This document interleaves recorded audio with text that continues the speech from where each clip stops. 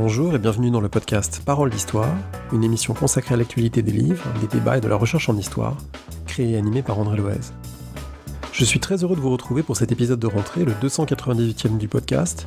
On va parler des Templiers et d'histoire médiévale dans un instant. Quelques annonces pour commencer, le podcast va reprendre son rythme hebdomadaire avec en plus une nouvelle série d'émissions, Le fil de l'épée, des podcasts d'histoire militaire co-réalisés avec Alexandre Jublin, que beaucoup connaissent sans doute en écoutant le podcast Le Collimateur. Ça commence dès demain, vendredi 15 septembre, avec une première émission sur Verdun, diffusée à la fois ici dans Parole d'Histoire et dans le Collimateur. Pour la suite, il faudra vous abonner au Collimateur et retrouver le vendredi, tous les 15 jours environ, ces émissions en duo sur l'histoire du fait guerrier. Ici, on continue d'aborder toutes les périodes et toutes les approches de l'histoire, de la médiévale aujourd'hui, de la contemporaine lundi 18, avec la parole à une jeune chercheuse, Aïcha Limbada, pour son livre sur la nuit de noces récemment paru. On devrait aussi parler bientôt du film Oppenheimer, entre autres choses. Vous retrouvez toutes les émissions et le programme sur parolehistoire.fr, où se trouve également la boutique en ligne, qui permet de soutenir le podcast et son hébergement internet. À propos d'hébergement, pour finir, je vais sans doute changer de lieu d'hébergement sans gros changement pour vous qui écoutez, si ce n'est l'accès à des transcriptions écrites des émissions. C'est en cours de discussion, à suivre donc. Tout de suite, 1307, les Templiers. Merci et très bonne écoute. Nous sommes aujourd'hui à l'hôtel de Soubise à Paris, au siège parisien des Archives nationales, en compagnie de Jean-François Moufflet. Bonjour. Bonjour André. Alors vous êtes conservateur en chef du patrimoine, archiviste paléographe, chartiste, doctorant en histoire médiévale avec une thèse très bientôt finie qui porte sur le règne de Saint-Louis, et vous êtes commissaire de cette exposition qui s'ouvre aujourd'hui. Alors on enregistre mardi 12 septembre, je crois qu'il sera ouvert au public ce soir même. Ce soir même, voilà, le 12 septembre. Donc tout le monde peut venir au cœur de Paris, aux Archives nationales pour la voir. Elle sera d'autant plus qu'elle sera gratuite. Exactement, l'entrée est gratuite, le livret est gratuit, et elle se tient jusqu'au 15 janvier. Alors, pourquoi venir voir cette exposition ? Parce que ça s'inscrit dans un cadre tout à fait intéressant d'exposition remarquable des Archives nationales. De quoi s'agit-il ? Alors en fait, il s'agit d'un tout nouveau cycle qu'on inaugure ce soir avec le rouleau des Templiers. Mais c'est en fait un cycle qui succède à un autre cycle qui s'appelait Les Essentiels. En fait, c'est un concept qu'on a créé à partir de 2020. Le principe, c'était de mettre en valeur un document d'archives particulièrement symbolique. Alors dans le cadre des essentiels, c'était des documents principalement républicains, des grandes lois fondatrices, des grands textes qui ont marqué notre société, qui contribuent à créer notre culture commune à travers des valeurs qu'ils ont instaurées. Alors ce premier cycle des essentiels consistait à proposer au public un panel de documents qui étaient soumis à leur vote. Donc en fait, c'est le public qui choisit les documents qui sont exposés au sein de ces cycles. Voilà. Donc on est sur des cycles de 6 mois. Et un nouveau document prend le relais à l'issue de la dernière exposition. Donc, dans le cadre du cycle des essentiels, on a exposé la Déclaration des droits de l'homme et du citoyen, le décret d'abolition de l'esclavage, la loi pour le droit de vote des femmes, et enfin la loi Badinter pour l'abolition de la peine de mort. Et en fait, le document qui devait succéder à la loi Badinter, c'était le rouleau des Templiers, qui avait emporté donc les suffrages du public. Alors on a profité de ce rouleau des Templiers pour inaugurer un nouveau cycle qu'on appelle les Remarquables. Le principe est le même sur le fond, c'est-à-dire qu'on propose au public une série de 13 documents. Alors on peut voter en ligne, on peut voter dans l'urne qui se trouve à côté de l'exposition à l'hôtel de Soubise, mais on a voulu élargir un peu les types de documents qui étaient proposés, pas seulement sur des textes républicains ou des textes de loi, mais proposer des grands documents de l'histoire, ou alors des documents qui étaient surprenants par leur forme. Voilà. Alors le rouleau des Templiers, comme on l'abordera tout à l'heure, il est très impressionnant par sa forme, par son contenu aussi, mais on voulait montrer au public, dans cet assortiment de documents, des choses auxquelles il ne s'attend pas forcément dans un service d'archives. Par exemple, on propose la poupée fleur de Françoise Dolto, qui était une petite poupée en forme de fleur qu'elle donnait aux enfants lors de ses séances de psychanalyse, et qui se trouvait en fait avec les archives de Françoise Dolto qui nous ont été confiées. Alors à côté de ça, on va trouver d'autres dossiers plus symboliques, le dossier de la construction de la Tour Eiffel, le dossier de demande de naturalisation de Joséphine Baker, bien sûr le discours de Simone Veil à l'Assemblée nationale pour l'interruption volontaire de grossesse. Voilà pour les documents les plus récents, mais on propose aussi un acte de Charlemagne, la charte de fondation de la Sainte-Chapelle par Saint-Louis, le testament de Louis XIV, celui de Napoléon, celui de Victor Hugo, l'inventaire après décès d'Anne d'Autriche. Donc on a voulu proposer des documents de toutes les périodes, Remarquables donc par leur sujet, par les personnes qui interviennent dedans, mais aussi remarquables ou surprenants par leur forme. Oui, il y a ce pari un petit peu finalement dans la démarche des Archives nationales qui consiste à dire il y a des choses qui sont très frappantes, même d'un point de vue esthétique, qui sont très belles, qui peuvent être très touchantes, très intrigantes par leur écriture, qui nous transportent vraiment dans un ailleurs. Mais le pari, c'est justement de l'accompagner, de contextualiser, de proposer des éléments de déchiffrage. Donc là, le rouleau que les gens vont pouvoir venir regarder, il y a une partie du rouleau qui est exposée, mais il y a des éléments de contextualisation, bien sûr. Oui, effectivement, le principe de ces expositions, c'est, comme je le dis, élaborer une exposition autour d'un document, mais bien sûr, le but, c'est quand même de lui apporter un contexte. Donc pour cela, il y a 2 vitrines d'accompagnement. Il y a des panneaux explicatifs, il y a des livrets, il y a des dispositifs de médiation audiovisuelle ou des dispositifs de plaques tactiles pour les handicapés. Voilà. Et on propose effectivement de retracer un contexte en fait autour du document. Alors, si vous voulez, dans le cadre des Templiers, on explique en amont en quelque sorte ce qu'est l'ordre du Temple. Il nous semblait important de rappeler ce qu'étaient les Templiers, à savoir un ordre religieux militaire au Moyen-Âge, quelles étaient ses valeurs, de rappeler qu'en fait, au moment où l'affaire du Temple apparaît, c'est un ordre qui est vieux de plus de 2 siècles déjà. Donc c'est comme si aujourd'hui on s'attaquait à une institution qui avait 2 siècles derrière elle. Voilà, ça remet un petit peu, si vous voulez, dans ce contexte historique, ce qu'étaient les Templiers, leur importance, parce que c'était vraiment quelque chose un ordre très puissant, donc s'attaquer à l'ordre du Temple, ça avait quand même une signification importante. Et puis, à la suite du rouleau, qui est bien entendu au centre de l'exposition, on explique comment l'ordre a fini par disparaître à l'issue du procès. Donc voilà, effectivement, comment on a contextualisé autour du rouleau, dans le cadre de cette exposition, un peu ces événements. Alors il faut dire que c'est une exposition qui reste modeste. On ne va pas dire aux gens qui écoutent qu'il faut s'attendre à quelque chose de gigantesque avec 15 salles sur les Templiers. Il y a une salle, un document central, un document qu'on peut voir dans le prolongement du musée, l'exposition permanente des Archives nationales, qui se trouve, encore une fois, Rochester l'Hôtel de Soubise, accessible gratuitement. Donc en fait, c'est quelque chose qu'on peut très bien voir en prenant 10 minutes de son temps, au détour d'un passage dans le Marais, au détour d'un passage dans le centre de Paris. Hop, on va voir le rouleau des Templiers et on peut repartir. Tout à fait. On est vraiment sur une autre approche par rapport à une exposition permanente qui, elle, a vraiment un discours très développé ou qui, en général, balaye une période très large, où il y a beaucoup de documents, où il y a beaucoup de choses à lire. Là, vraiment, le principe, c'était de revenir à la source, de revenir aux documents, toucher sa matérialité. Le but aussi, c'était de montrer des documents et les mettre en valeur, ne serait-ce déjà que par leur forme, leur aspect visuel. Et oui, une exposition relativement courte pour la visite, quelque chose qu'on peut visiter rapidement, facilement, tout en pouvant s'imprégner quand même aussi du contenu du document. Donc c'est pour ça que c'est une exposition à plusieurs niveaux, c'est-à-dire le visiteur peut effectivement, à la suite du parcours permanent qui se trouve au rez-de-chaussée, continuer dans la chambre du prince. Il aura face à lui 3 panneaux, 3 vitrines, quelques cartels.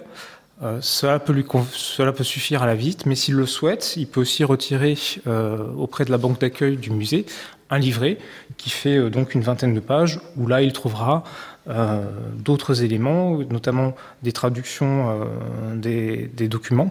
Ce sont des documents quand même en latin, donc ils ne sont pas forcément d'un accès facile. Alors dans les vitrines, on a mis des cartels qui traduisent des extraits, mais si le visiteur souhaite découvrir davantage encore le document, dans le livret, il pourra découvrir de plus amples passages traduits des documents. Et puis, on a fait un livret qui approfondit vraiment le propos historique. Donc, pour ceux que ça intéresse vraiment, ils pourront approfondir leur connaissance avec le livret. Avec le livret, avec des ressources en ligne. Alors, on va se centrer sur ce document, peut-être en proposant un entretien qui va dézoomer progressivement en partant vraiment du document lui-même, et puis en ajoutant des éléments de contexte, y compris jusqu'à nos jours.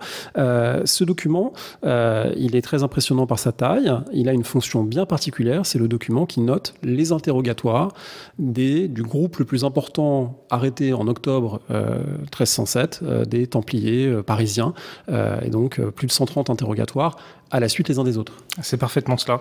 C'est-à-dire que ce rouleau, c'est le résultat d'un processus d'inquisition. C'est ce qui finalement va engager le début du procès.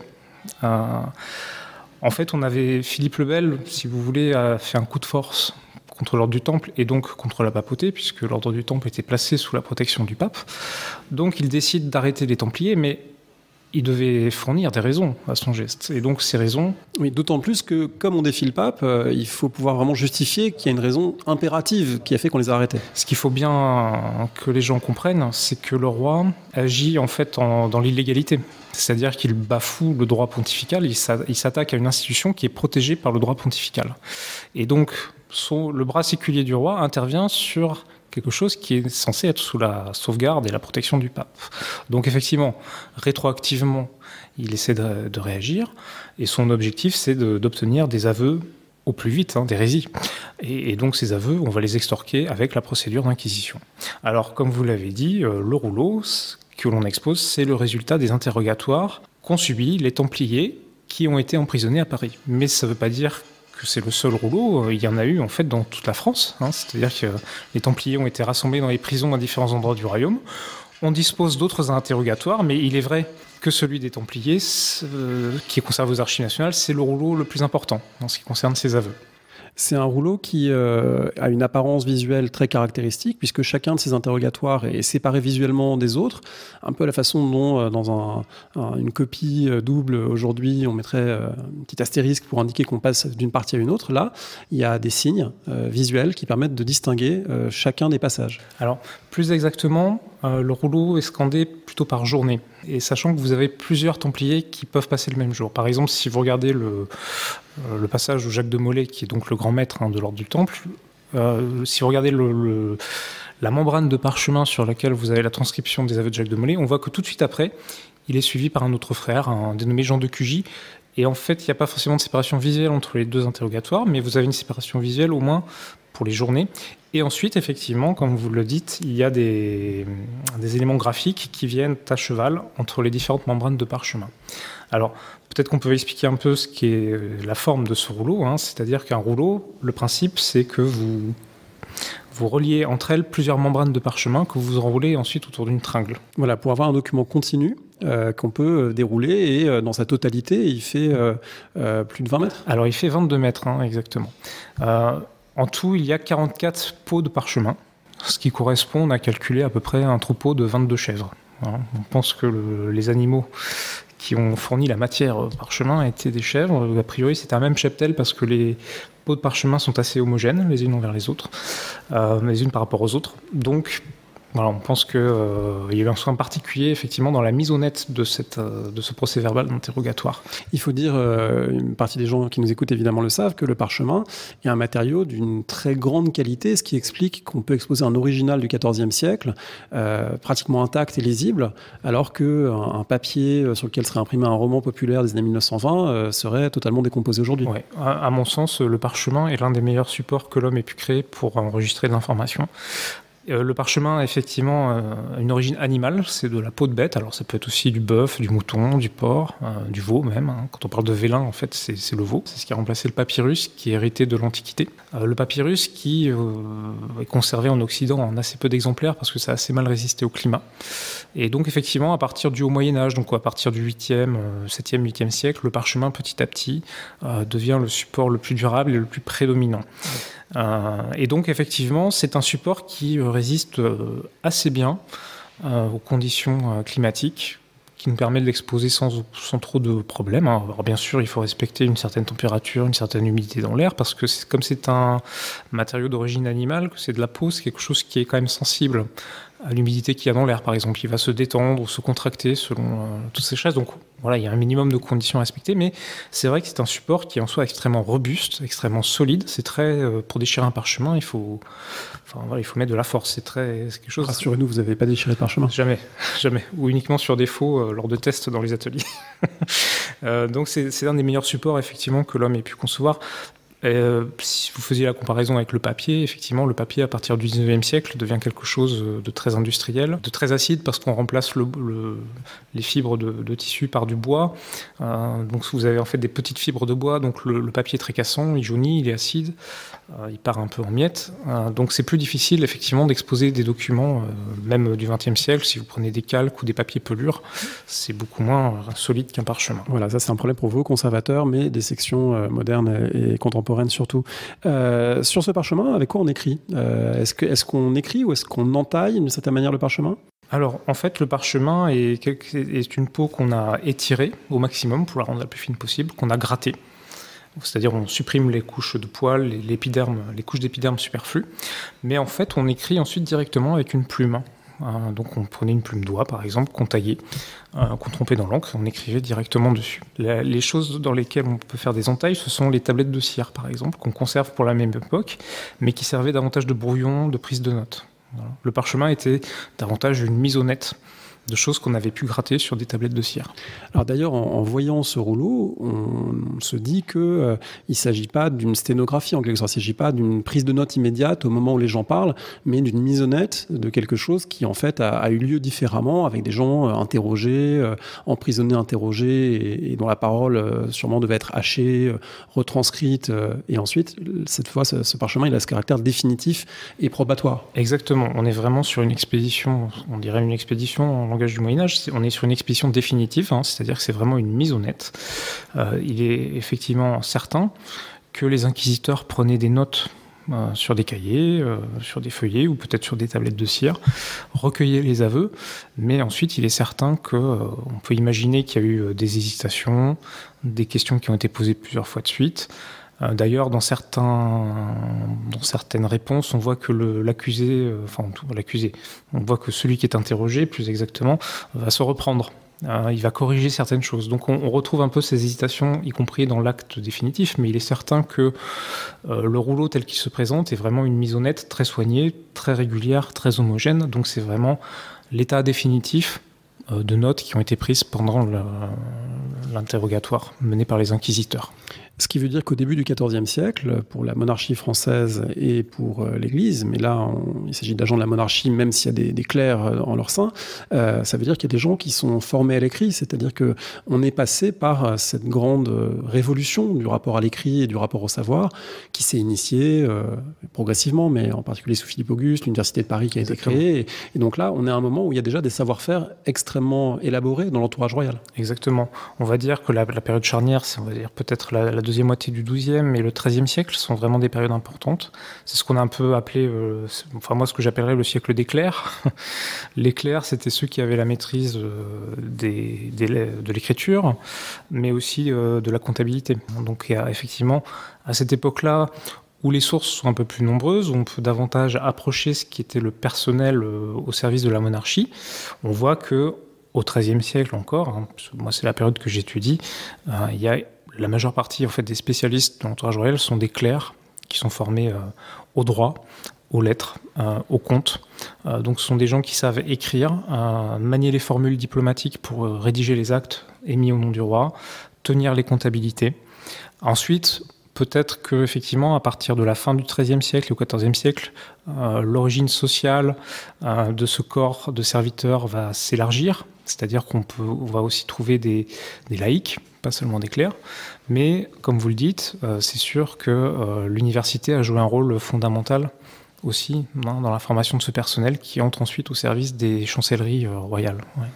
Alors on trouve parmi ceux qui ont interrogé les Templiers le propre confesseur du roi, un dominicain, mais ce sont des notaires qui ont mis par écrit le document. Donc en fait, derrière un document, il n'y a pas un auteur, mais il y a plusieurs mains et plusieurs acteurs exactement en filigrane. Si vous prenez l'exemple d'un acte royal, l'acte royal, il est écrit au nom du roi. Philippe le Bel, Philippe, par la grâce de Dieu, roi de France, j'ai appris ceci, ou un tel m'a soumis cette question, j'ai décidé que. C'est effectivement l'acte est écrit au nom du roi, mais ceux qui rédigent l'acte, ce sont effectivement ces notaires. C'est ce qu'on appelle ces clercs du roi, les maîtres des requêtes qui se chargent d'amener les requêtes au conseil du roi, et donc les notaires de la chancellerie qui vont se charger de traduire dans ces formules les décisions du conseil.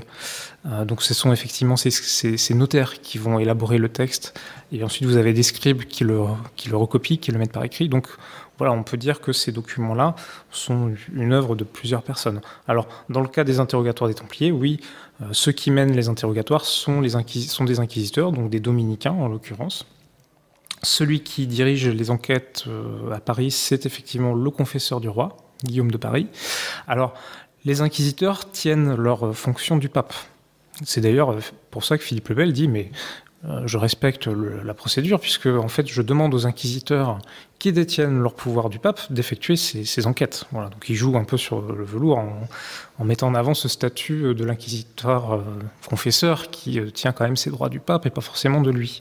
Oui, comme si ce n'était pas quelqu'un de sa maison élargie, et comme si le pape lui-même ne devait pas aussi son pontificat à Philippe le Bel en grande partie. Donc il y a des choses, il y a un peu une fiction de la séparation absolue entre la monarchie et la papauté, alors que en fait il y a un peu une interpénétration des deux sphères de pouvoir. Oui, c'est ça. C'est-à-dire qu'on peut dire qu'effectivement Guillaume de Paris, qui était donc le confesseur de Philippe le Bel, était forcément sans doute plus proche des sphères du pouvoir royal à Paris que du pape Clément V. Alors Guillaume de Paris est accompagné par 2 autres inquisiteurs pour mener les enquêtes à Paris, parce qu'il y a effectivement, comme on l'a dit, 138 Templiers interrogés, donc c'est là où il y a quand même le plus de Templiers qui ont subi la question. Donc, si vous voulez, pour en revenir pour terminer sur la question de l'élaboration du procès verbal, c'était bien sûr les inquisiteurs qui posaient les questions, mais derrière, ils étaient accompagnés en fait de notaires et de scribes qui prenaient les notes et qui ensuite mettaient par écrit l'acte. Et autres personnes qui interviennent, donc des notaires qui en fait vont valider le procès verbal en apposant donc ce qu'on appelle les seings manuels, donc seings S-E-I-N-G, ce qui a donné signature. Ce sont en fait les motifs un peu ornés de fleurs que vous trouvez. Il faut imaginer un peu à mi-chemin entre le logo et le gribouillage qu'on fait quand on est au téléphone, voilà. Un petit carré, une fleur de lys à l'intérieur, une croix à l'intérieur, et ce qui est en fait une marque d'authenticité pour le document. C'est ce qui fait office un peu de ce qu'on dirait aujourd'hui, un peu quand le notaire tamponne un acte notarié, en plus de sa signature, voilà, c'est une forme de validation. Et en fait, donc, on remarque que ces seings notariés sont apposés au niveau de la couture qu'il y a entre les différentes membranes de parchemin, et ça sert à montrer que le rouleau tel qu'il se présente, il a été bien validé tel quel par les notaires, il n'a pas été altéré. Donc c'est une forme d'authentification et de dire que le contenu de ce rouleau n'a pas été falsifié, il a été bien relié tel quel parce que les 2 signatures se correspondent bien à la jonction des membranes. Donc oui, c'est une forme de validation par une autorité externe, le notariat, du procès verbal. Au passage, est-ce que c'est ça qui explique en partie pourquoi on choisit la forme rouleau et pas la forme codex? On sait qu'on imagine souvent que l'Antiquité, c'est entièrement des rouleaux de papyrus en particulier, et puis à partir de la fin de l'Antiquité, on passe au codex, c'est-à-dire le livre relié tel qu'on le connaît. En fait, et les archives l'illustrent de bien des manières, il y a encore beaucoup de rouleaux au Moyen-Âge pour d'autres fonctions ou en complément de ces livres reliés. Alors, c'est vrai que le codex, qu'on appelle le cahier, ce qui a donné le mot cahier, le codex est un format qui a révolutionné un peu la façon de consigner l'écrit, qui effectivement a aussi remplacé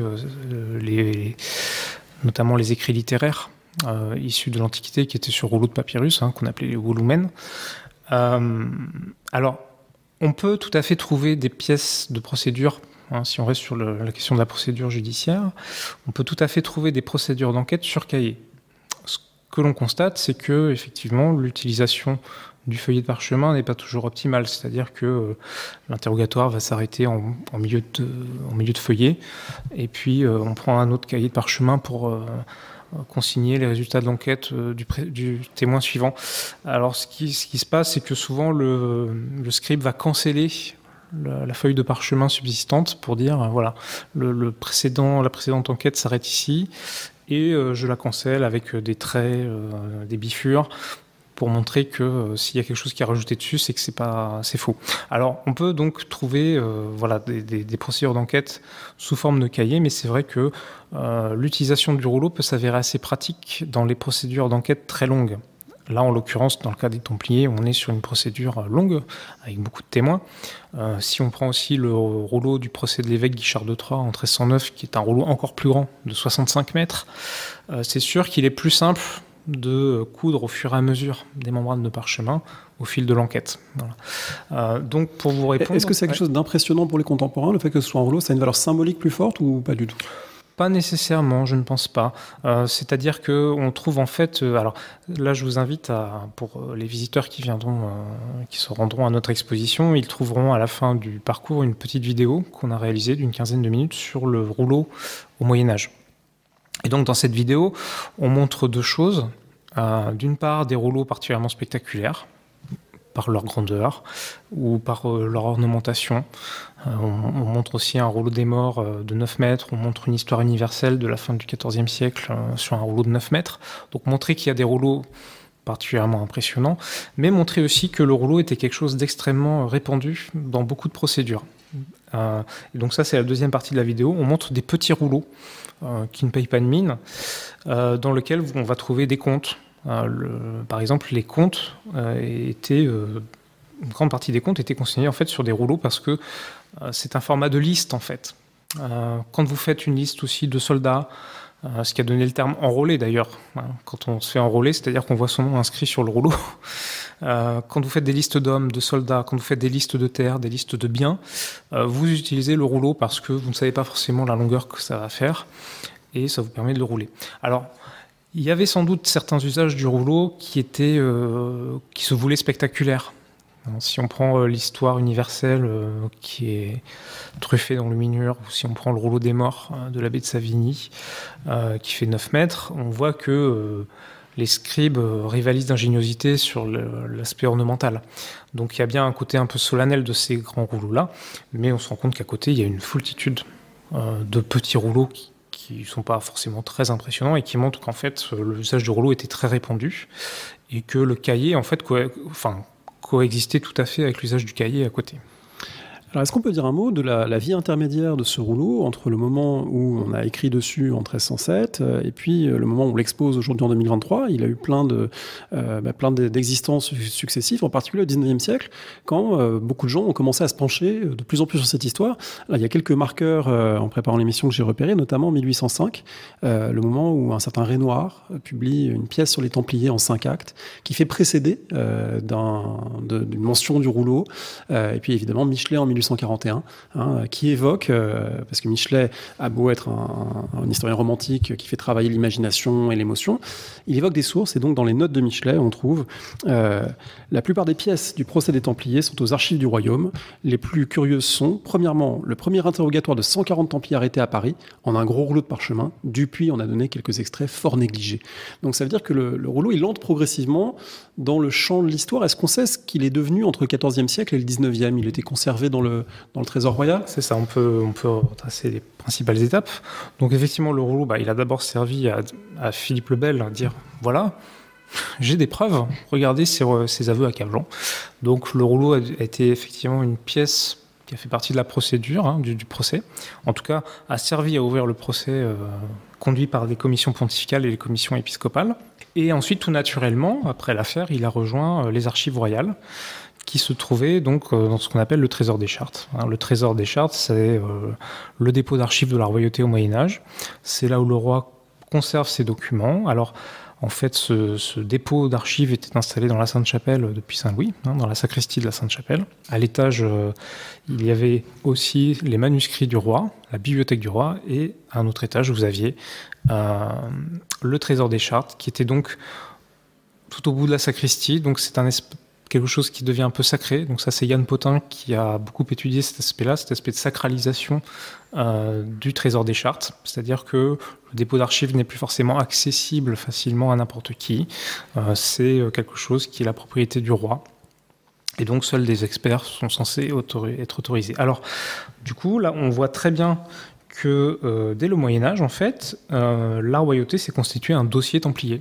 C'est-à-dire, si vous prenez les pièces aujourd'hui que l'on trouve dans les layettes du trésor des chartes, sur beaucoup de pièces, il y a marqué Negotium Templarium. Donc, Negotium, c'est vraiment affaire des Templiers. Donc, déjà, pour les archivistes du roi, déjà, il y avait une affaire templier. Et donc, le roi et ses agents ont rassemblé tout ce qu'ils avaient sur les Templiers dans ces layettes. Les layettes, c'était des tiroirs en bois dans lesquels on mettait les documents, ou des armoires, et ça a donné les boîtes que vous trouvez aujourd'hui. Alors, le trésor des chartes a subi plusieurs opérations de reclassement. La plus importante a été celle qui a été conduite au XVIIe siècle par Pierre Dupuis. Vous citiez ce nom-là, Pierre Dupuis et Théodore Godefroy.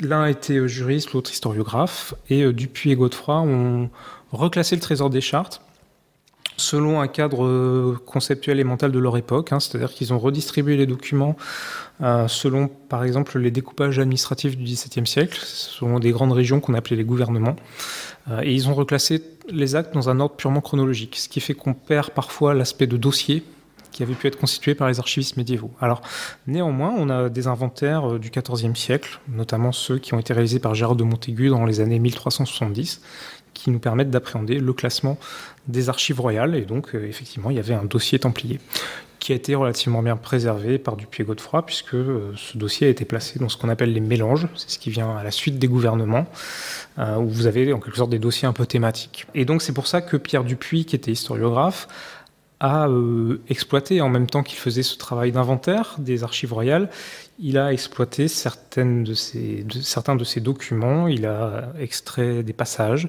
C'est effectivement ce qui lui a servi à construire sa propre histoire des Templiers. C'est vrai que c'est une publication importante dans l'historiographie des Templiers. Alors, avec les critiques ensuite qu'on a pu faire au XIXe siècle. Mais tout ça pour dire que déjà, au XVIIe siècle, il y a une exploitation un peu de l'histoire des Templiers. Et puis c'est un document qui ne disparaît pas à la Révolution, puisque la Révolution, il y a des choses qu'elle va faire disparaître, parce qu'il y a tout un pan de l'Ancien Régime qui est considéré comme non avenu, obsolète, dont on se débarrasse, mais il y a quand même assez vite la conscience qu'il faut préserver, qu'il faut garder. Les archives nationales sont créées par la Révolution en 1790. Tout à fait. Alors c'est vrai que le Trésor des Chartes, si vous voulez, il cesse d'être alimenté à partir de la fin du XVIe siècle. Les dernières pièces qui rentrent au Trésor des Chartes, ce sont des traités diplomatiques du tout début du règne de Louis XIV. Voilà. Et effectivement, avec l'installation de la monarchie à Versailles, la constitution d'un propre dépôt d'archives dans les secrétariats d'État à Versailles, le Trésor des Chartes du Palais parisien cesse d'être alimenté. Comme Yann Potin l'a expliqué, il se fossilise. Et finalement, c'est la Chambre des comptes qui était l'institution chargée des affaires financières, des affaires comptables de la royauté, et le Parlement de Paris, qui se disputent un peu ensuite la garde du Trésor des Chartes. Finalement, peu avant la Révolution, le Trésor des Chartes est placé sous la responsabilité du Parlement de Paris. Et le Trésor des Chartes a été effectivement récupéré par les Archives nationales à la Révolution. Comme vous l'avez dit, les Archives nationales sont une création de la Révolution française. Au départ, c'était une institution qui était là pour conserver les travaux de l'Assemblée nationale, les textes de loi. Mais ensuite, il y a eu effectivement ce rôle de tri des archives de l'Ancien Régime. C'est-à-dire qu'une fois qu'on avait aboli le système de l'Ancien Régime, tout le système juridique qui est avec, on s'est dit, effectivement, on va confisquer les documents d'archives provenant des églises parisiennes, provenant des anciennes institutions centrales de l'État, provenant aussi des institutions parisiennes telles que le Châtelet, mais on va faire un tri. Mais le Trésor des Chartes a été relativement épargné par ces opérations de tri. Ce rouleau des Templiers, on va d'autant plus s'en emparer et même le montrer au XIXe siècle, qu'il y a une véritable passion des Templiers qui naît. J'ai cité la pièce de 1805, mais en fait, il y a toute une série de livres, d'ouvrages de plus en plus fantaisistes qui vont spéculer sur l'art et le secret des Templiers, le trésor des Templiers, etc. Alors, c'est sans doute le sujet d'une autre émission et beaucoup a déjà été dit sur cette question. Mais c'est une des raisons qui font qu'il y a une certaine notoriété de cette pièce, à la fois parce qu'elle est très spectaculaire et parce que les Templiers, ça fascine. Et je vous propose d'écouter un petit extrait d'un article publié sous le Second Empire en 1866. On sait à quel point Napoléon III avait un grand souci de l'histoire de France, du passé et des archives, puisque une grande partie des archives et des grands dépôts des archives a été construit sous son règne. Et donc ici, il est question de ce rouleau qui est exposé avec d'autres pièces remarquables au musée paléographique qui est alors installé. On écoute cet extrait. Nous avons parlé de l'installation d'un musée des sceaux aux archives de l'Empire. Ce musée doit être complété par une exposition de chartes et de documents originaux de toutes les époques et de toutes les chancelleries, tirés des fonds divers qui composent le dépôt des archives. Les plus intéressantes de ces pièces doivent figurer au nouveau musée paléographique. On y pourra voir également des lettres d'anoblissement données par le roi René et dont ce prince artiste a colorié et historié de sa main les lettres imagées. Le rouleau en parchemin du procès des Templiers, composé de pièces innombrables, cousues à la suite l'une de l'autre. Des tablettes en cire de Jean le Sarrazin, trésorier de Saint-Louis, récemment nettoyées et remises en état. Voilà un extrait de presse lu par Mathieu de Oliveira, qu'on remercie, qui montre que c'est pas la première fois que ce rouleau est exposé et qu'il fait déjà partie de la curiosité et puis des pièces remarquables de l'histoire de France. Tout à fait. Alors c'est vrai que le XIXe siècle est un moment très important. Vous avez évoqué tout à l'heure les travaux de Jules Michelet. C'est effectivement Jules Michelet qui était en fait archiviste aux Archives nationales. Il était à travailler à ce qu'on appelait la section historique, la section qui est devenue ensuite la section ancienne, c'est-à-dire la section qui s'occupait de tous les fonds les plus prestigieux, pour ainsi dire, le trésor des chartes, les monuments historiques, c'est-à-dire la sélection des pièces les plus remarquables, les monuments ecclésiastiques, etc. Et donc Jules Michelet, effectivement, a fait une transcription, une édition même complète de ce rouleau. Ça a été une œuvre de longue haleine pour lui. Et aujourd'hui encore, on peut consulter cette édition qui a été numérisée, qu'on peut voir sur Gallica. Et aujourd'hui encore, elle sert en fait aux travaux des historiens, parce que c'est vrai que ça reste un accès commode pour pouvoir trouver le texte du procès-verbal d'interrogatoire des Templiers. Alors ensuite, au XIXe siècle, effectivement, beaucoup de choses se mettent en place aux archives. Comme vous l'avez dit, il y a la construction des grands dépôts par Napoléon III, de 1863 à 1869. Et puis, il y a aussi l'impulsion d'un des directeurs des archives, le comte de Laborde, qui décide à ce moment-là de créer un musée des archives nationales. Les grands dépôts avaient déjà été conçus dans une optique de visite, c'est-à-dire qu'ils ont été conçus de telle manière qu'ils puissent être visités par les citoyens, pour qu'ils puissent ainsi s'approprier les archives de la nation. C'était vraiment le souhait de Napoléon III, c'est ce qui explique l'aspect un peu muséal de nos dépôts. Mais en plus de cela, effectivement, il y a ce musée voulu par le comte de Laborde, et donc à ce moment-là, on va opérer une nouvelle sélection dans les différentes séries d'archives, où on va extraire des pièces que l'on juge remarquables, et qui vont donc entrer dans les collections du musée des Archives nationales. Alors, le musée aujourd'hui encore conserve ces pièces-là, qui sont cotées AE, mais à l'occasion, effectivement, on a pu exposer tout un tas de documents qui étaient tirés des fonds d'archives. Vous trouvez d'ailleurs un inventaire qu'on appelle le musée de l'histoire de France, où vous avez les analyses et parfois des transcriptions de tous les documents qui étaient entrés dans les collections du musée. Voilà, donc c'est vrai que d'un point de vue historiographique, c'est aussi intéressant d'étudier pourquoi on a sélectionné ces pièces-là, en quoi on a jugé qu'elles étaient représentatives d'une histoire nationale, donc avec tout cet aspect du 19e siècle de construction un peu d'une histoire nationale également. Voilà. Et les Templiers en font partie. Voilà. Et de construction aussi en miroir, puisque aussi bien le Second Empire, qui se veut une nouvelle dynastie, que la République, qui se veut opposée aux pratiques monarchiques, pouvait aussi dire que ce rouleau des Templiers, c'était le signe d'un arbitraire révolu, c'était le signe d'un pouvoir royal à la fois nécessaire pour qu'il y ait une autorité, mais en même temps très excessif dans sa pratique, dans des aveux extorqués de force. Donc ce rouleau des Templiers, il a pu aussi être lu par une historiographie romantique, libérale, républicaine, comme finalement le contre-exemple d'un état de droit, comme quelque chose avec des aveux extorqués, une arrestation arbitraire qu'il fallait à la fois montrer et en même temps mettre à distance. Un peu arbitraire, oui. Alors c'est vrai que ça continue à faire débat un peu aujourd'hui, c'est-à-dire que certains disent, qu'en lisant, que si on relit bien Michelet, on se rend compte que Michelet finit à la fin par prendre un peu le parti des inquisiteurs. C'est-à-dire Michelet s'est tellement plongé dans le texte et dans son édition qu'il a été totalement imprégné de ces interrogateurs qui disent bah oui, mais ils étaient forcément coupables, c'est trop énorme trop énorme. Il y a tellement d'aveux, c'est tellement flagrant que oui, il y avait forcément quelque chose. Donc ça, c'est quelque chose qui continue à être débattu aujourd'hui, notamment par Julien Théry, qui a beaucoup écrit sur la prétendue ou la supposée culpabilité des Templiers ou non. Mais c'est vrai que beaucoup de choses se jouent aussi à ce moment-là. Donc oui, ça peut être un symbole d'arbitraire de la royauté, mais on a aussi pu voir qu'effectivement, ça a pu aussi servir une forme de discours un peu, un peu national. Disons que oui, le roi de France s'était construit comme empereur en son royaume. Oui, et puis que la raison d'État s'impose aux intérêts particuliers, secrets, qui plus est d'un ordre religieux, donc c'est aussi tout un discours contre l'obscurantisme, donc ça peut se jouer de différentes manières. C'est ça. Et l'empiètement de la papauté dans le royaume de France, et donc les Templiers en font partie. Et oui, et puis finalement, c'est le roi qui met fin aux abus d'hérésie. Donc oui, il y a plusieurs discours, effectivement, qu'on a pu construire autour du rouleau. Ouais. Alors ce rouleau, si on le lit dans une perspective historiographique contemporaine, il y a beaucoup de choses qui peut nous apprendre, qui nous intéressent. Notamment, on pourrait presque à partir de lui faire une sociologie des Templiers parisiens, puisque les gens arrêtés et interrogés sont de tous âges et ne sont pas tous comme Jacques de Molay, des grandes figures dirigeantes.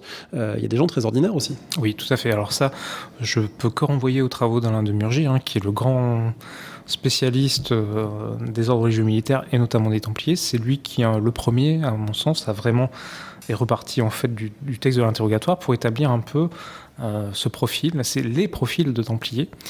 Et il a publié récemment un ouvrage qui s'appelle Le peuple templier, pour montrer que les Templiers sont un peuple, une population, avec des profils évidemment très différents. Alors, les Templiers qui sont interrogés à Paris ne viennent pas forcément de Paris, c'est-à-dire qu'ils ont pu être transférés de certaines commanderies vers Paris. Enfin, il y a eu des redistributions des prisonniers dans les différentes prisons royales en France, dans le Royaume de France. Mais c'est vrai que, comme vous dites, c'est très intéressant parce qu'on a 138 Templiers, on connaît leur âge. C'est-à-dire qu'à chaque fois, le Templier qui se présente dit l'âge qu'il a ou qu'il pense avoir, puisque à cette époque-là, l'âge est quelque chose un peu estimatif, donc âgé de 86 ans ou environ, par exemple. Et c'est vrai qu'on a des profils déjà très variés dans les âges. C'est-à-dire qu'on a des très jeunes gens de 16 ans, et puis on a des vieillards qui approchent les 80 ans.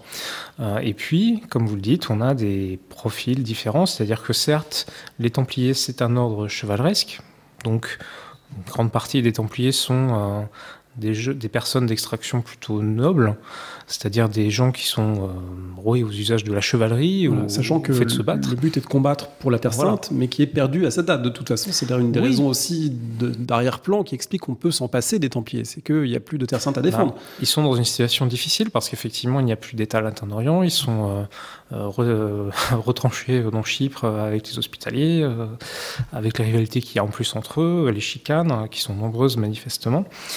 Donc c'est vrai que le socle, l'origine des Templiers, c'est quand même un ordre de chevalerie, donc des gens qui sont là pour combattre.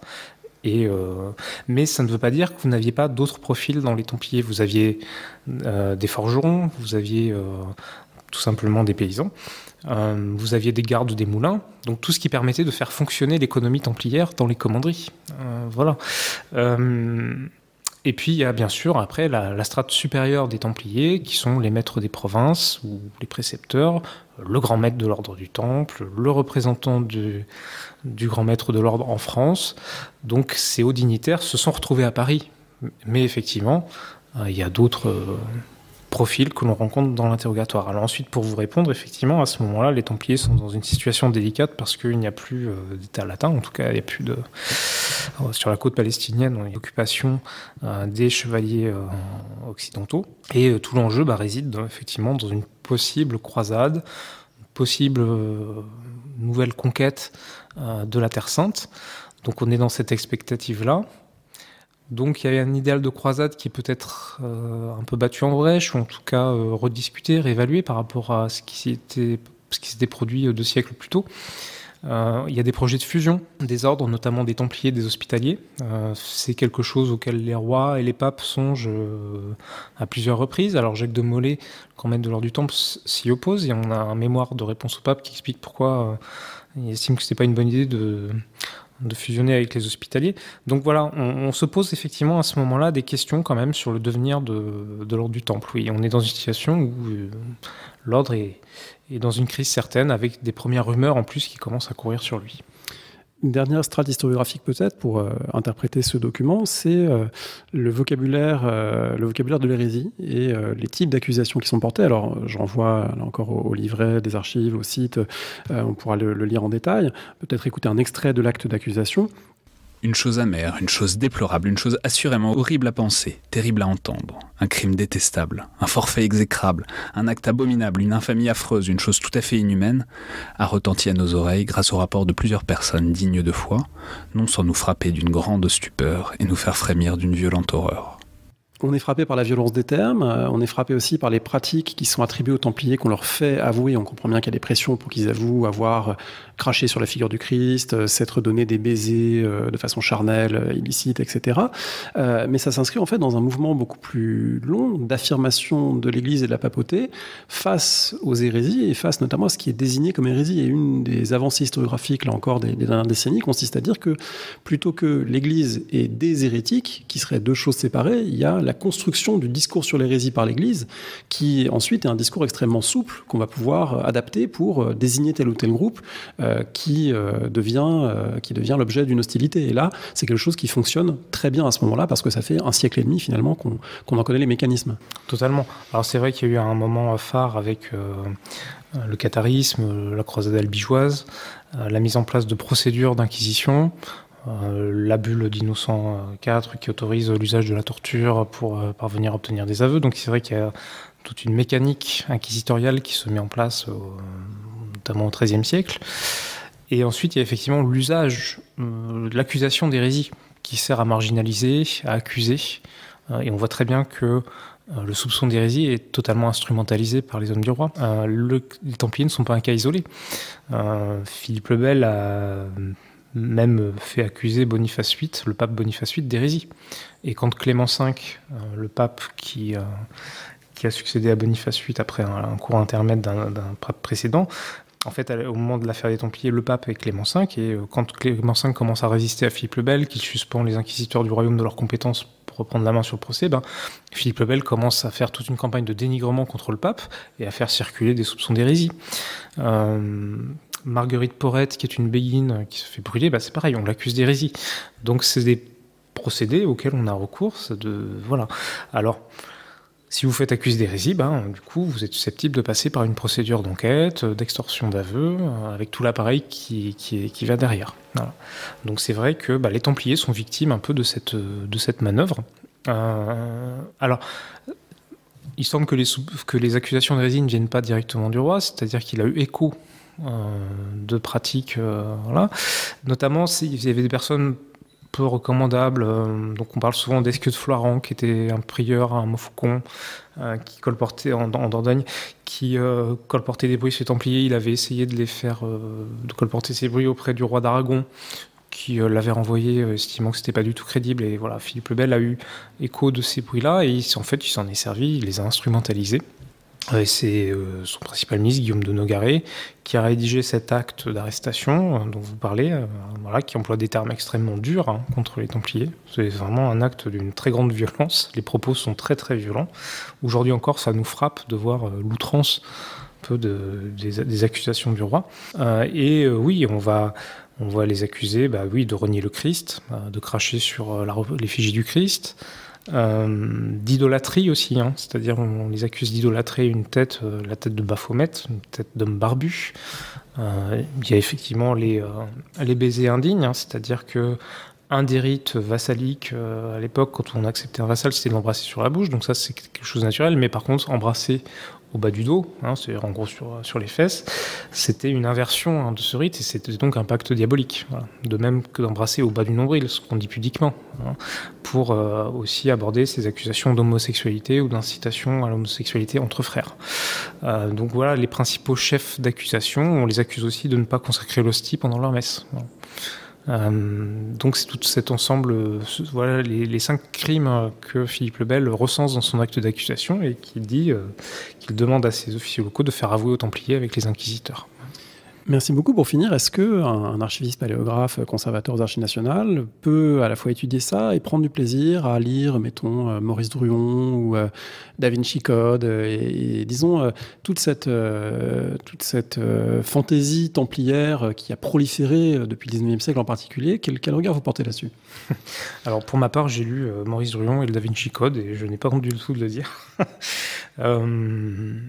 D'ailleurs, la lecture de Maurice Druon est extrêmement agréable, parce que c'est toujours, pour un historien, je pense que c'est toujours intéressant de voir la façon dont on peut se représenter ce qu'était une figure de roi, ce qu'était le cadre du roi, le cadre du palais royal, les jeux d'intrigue, les hommes qui évoluaient dans l'entourage, et on se rend compte que l'ouvrage de Maurice Druon est en fait très documenté, parce que tous les noms de conseillers qu'il cite, ce sont des personnes qui ont existé, donc il y a un travail de documentation. Alors, il y a une phrase de Jacques Le Goff que j'aime bien, qui dit que les plus grands concurrents des historiens, ce sont les romanciers, parce qu'ils arrivent à donner avec une touche littéraire, ils arrivent à créer une ambiance, une atmosphère qu'il est peut-être plus difficile de restituer dans un récit historique très rigoureux et très scientifique. Mais oui, c'est un exercice intéressant de voir comment on projette des faits que nous ont livré les historiens. Les historiens ont livré des noms, ils ont livré des faits, et c'est intéressant de voir ensuite comment les romanciers vont transformer, agencer cela, en rajoutant un peu d'épaisseur humaine, parce que c'est finalement peut-être ça qui nous manque un peu pour le Moyen-Âge, c'est-à-dire que les seules sources, les sources qu'on a en majorité, ce sont des sources écrites ou des traces d'archéologie, et c'est très dur, en fait, c'est très difficile de savoir ce que pensaient les gens à l'époque, comment ils ont pu ressentir les choses. Alors, c'est intéressant de voir comment, enfin en tout cas, la plus-value peut-être des romanciers par rapport à ça, c'est qu'ils inventent des histoires humaines autour de ça, et c'est peut-être en cela que ça nous touche encore plus. Néanmoins, ce que je trouve intéressant dans l'exercice des Templiers, c'est que quand vous lisez l'acte d'arrestation du roi, ou que quand vous parcourez le rouleau d'interrogatoire et que vous lisez les réponses des Templiers, on a quand même l'impression de se trouver à côté d'eux. Comme c'est un procès-verbal qui rapporte au style indirect, répondant à cette question, il dit que, mais tout en disant que, bon, on a vraiment l'impression d'entendre le Templier parler quand même. Et ça, c'est une expérience qui est tout aussi agréable, on va dire, pour le chercheur, pour l'historien, pour l'archiviste. Qu'est-ce qu'on peut lire sur les Templiers ? Vous avez conseillé Alain de Murger ? Oui. Alors oui, je recommande Alain de Murger parce que c'est vraiment lui il a été un pionnier en fait. Notamment, il a remis en cause beaucoup de mythes qui ont été inventés au fil des siècles. Alors, je renvoie à l'exposition qu'on avait faite en 2011 qui s'appelait Les Templiers du procès aux mythes, où justement on a développé un peu toute la mythologie templière autour des francs-maçons, autour des Rose-Croix, toute la récupération qu'on peut faire des Templiers, de leurs trésors, etc. Donc voilà, Alain de Murger, lui, c'est vraiment l'historien qui est reparti des faits et qui a expliqué clairement ce qu'étaient les Templiers, et qui est également, en lien avec l'interrogatoire, il a vraiment étudié la population templière, les profils des Templiers. Donc je recommanderais effectivement son dernier ouvrage qui s'appelle Le peuple templier, publié en 2019. Mais il y a aussi d'autres publications, notamment vous avez Philippe Josserand, qui est maître de conférence à l'université à Nantes, qui a publié une biographie de Jacques de Molay, et qui vient de publier récemment un dernier ouvrage qui s'appelle Les 7 vies de Jacques de Molay, donc qui revient un peu sur cette figure de Jacques de Molay, qui forcément aussi a fait l'objet de nombreux mythes, de nombreux fantasmes, puisque Jacques de Molay, c'est celui qui aurait lancé l'accusation de malédiction contre les derniers Capétiens, donc les fameux rois maudits de Maurice Druon. Et donc là, c'est pareil, avec l'œuvre de Philippe Josserand, on est dans une déconstruction un peu de cette figure. Par exemple, il montre que la malédiction proférée contre les Capétiens, c'est en fait une invention des protestants au XVIe siècle. Protestants qui, évidemment, avaient été victimes de la Saint-Barthélemy, d'une certaine forme d'arbitraire de la royauté, et donc, quel meilleur exemple pour montrer l'arbitraire et la tyrannie de la royauté que l'exemple des Templiers. Donc c'est très intéressant de voir cette déconstruction qu'opère Philippe Josserand, et puis il y a bien entendu les publications de Julien Théry, qui lui a davantage remis en perspective l'affaire du Temple. Il a montré l'affaire du Temple sous un autre angle, l'angle des relations franco-pontificales et de cette lutte idéologique que se livrent la souveraineté royale et la théocratie pontificale. Et à travers la série de conflits qui émaillent les relations franco-pontificales dès la fin du XIIIe siècle, il montre que l'affaire des Templiers, c'est une affaire parmi d'autres. Ce n'est pas l'affaire, c'est une affaire parmi d'autres. Alors, certes, une affaire impressionnante parce que vous avez un nombre de victimes beaucoup plus important, mais c'est fait partie d'un ensemble d'affaires qui alimentent ces relations franco-pontificales. Et puis, dernière publication récente, vous avez eu un colloque aux archives organisé à Troyes, où notamment participaient les archives de l'Aube, qui se concentre davantage sur les origines de l'ordre du Temple. Voilà. Merci, vous retrouvez toutes ces références sur le site parolehistoire.fr, et puis évidemment on vous invite à venir jusqu'au mois de janvier aux Archives nationales à Paris voir ce fameux rouleau des Templiers. Merci beaucoup Jean-François Mouflet. Merci beaucoup André.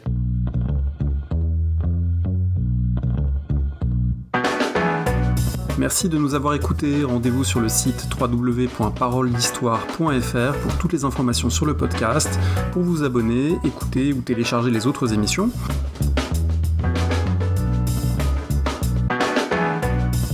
La discussion se poursuit aussi en ligne, notamment sur Twitter. Vous pouvez poser des questions @parolediste, et à bientôt pour un prochain épisode.